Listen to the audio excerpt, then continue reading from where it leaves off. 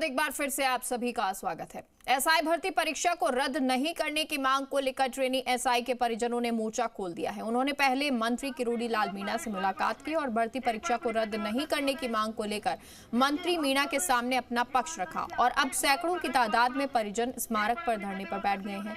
लोगों ने कहा कि अगर भर्ती परीक्षा रद्द होती है तो सैकड़ों अभ्यर्थियों का भविष्य खराब होगा और एसआई के परिजनों की सामाजिक और आर्थिक प्रतिष्ठा भी खराब होगी, इसलिए केवल दोषी लोगों के खिलाफ कार्रवाई की जाए। ट्रेनी एसआई के परिजनों से जी मीडिया ने खास बातचीत की। एसआई भर्ती परीक्षा 2021 रद्द ना हो, इसके लिए तमाम ट्रेनी एसआईयों के परिजन मैदान में खड़े हैं।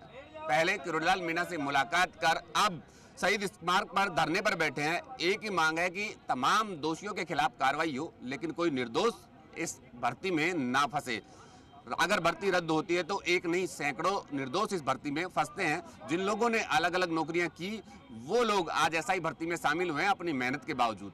ऐसे में अगर भर्ती रद्द होती है तो सैकड़ों निर्दोष लोगों पर कार्रवाई होती है। मेरे साथ वो परिजन, वो अभिभावक है जिनके बच्चे, जिनके भतीजे, जिनके परिवार के लोग इस एसआई भर्ती में शामिल है। सीधे बात करते हैं उनसे, क्या तर्क है, क्या कहना है, क्यों नहीं होनी चाहिए भर्ती यदि रद्द हो जाएगी तो सब ये प्राकृतिक न्याय से छेड़छाड़ हो जाएगा, क्योंकि वो कहते हैं कि एक भी यदि सही बंदा यदि से आउट हो गया तो फिर तो सब्जेक्ट ही खत्म हो गया। इसलिए न्याय होना चाहिए, न्याय होना चाहिए, दोषियों के खिलाफ कार्रवाई हो लेकिन न्याय मिले। सर, एक ही बात पूछना चाहता हूँ मैं, किसी बस के अंदर 50 पैसेंजर बैठे हों और 40 में टिकट हों और 10 टिकट लेकर के बैठे हों, तो क्या उस 40 को ही सजा मिलनी चाहिए, 10 भी उसके साथ में जल जाएंगे? मेरी सीधी सी बात ये है कि 10 अगर टिकट लेके बैठे हैं तो वो निश्चित रूप से उसके गंतव्य स्थान तक जाएंगे, न वो बस कैंसिल होगी और उसको पूरी जो न्याय मिलेगा पूरी बिल्कुल जो बिना टिकट है, जो निर्दोष है, उन्हीं के खिलाफ कार्रवाई। मैं ये कहना चाहता हूँ कि आज अगर भर्ती रद्द होती है पूरे साल भर ट्रेनिंग करने के बाद, तो इस बात की क्या गारंटी है कि बच्चे आगे जो होने वाली भर्ती में ज्वाइन कर ले, उनको भी सरकार निरस्त नहीं करेगी। ये तो एक तरीके सरकार की मनमानी हो गई। पहले तो बुला लो, ट्रेनिंग करो, वो बेचारे 4-4 बजे खड़े हो के कोई घोड़े से गिर रहा है, किसी का पैर टूट रहा है, किसी का मांस फट रहा है, किसी की बंदूक चलाने से कंधा उतर रहा है, वो बेचारे 1-1 साल से मेहनत कर रहे हैं और 1 साल बाद बोलते हो कि भाई तुम तो घर जाओ, तुम्हारी भर्ती हमने निरस्त कर दी। बड़ी बात है, उन लोगों के सपनों पर कुठाराघात होगा और सरकार की उस एजेंसी से जो भर्ती कंटेंट करवाती है उस पर से भी भरोसा उठेगा।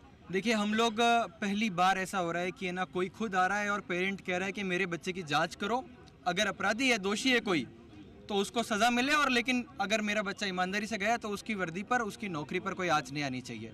हम लोग संगठित होकर सभी परिवारजन इस लड़ाई को अंतिम समय तक लड़ेंगे, सड़क से लेकर के अगर न्यायालय तक भी हमको जाना पड़ा। हालांकि हमें पूरी उम्मीद और विश्वास है कि भजनलाल सरकार हमारी मांगों को पूरा करेगी और हमारे बच्चों ने, हमारे भाइयों ने, हम लोगों ने, जिन्होंने भी ईमानदारी से उस नौकरी को हासिल किया, उस नौकरी पर आंच नहीं आएगी। सरकार के पास तमाम वो एजेंसियां हैं जिनसे अगर सरकार चाहे तो इन भर्ती की ढंग से जांच करवा सकती है।